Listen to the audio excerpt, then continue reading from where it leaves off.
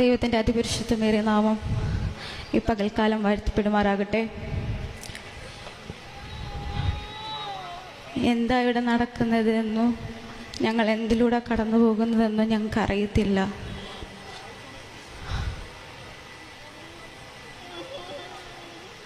ഞാൻ ഇപ്രകാരം നിൽക്കുമെന്ന് എനിക്കറിയത്തില്ലായിരുന്നു. എൻ്റെ ഡാഡിക്ക്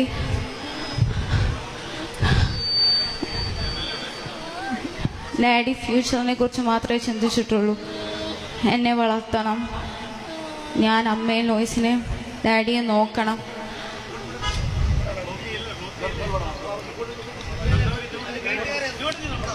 എൻ്റെ ഡാഡി പ്രത്യാശയോടെ കടന്നു പോയിരിക്കുന്നേ, പ്രത്യാശയോടെ. ഞങ്ങൾ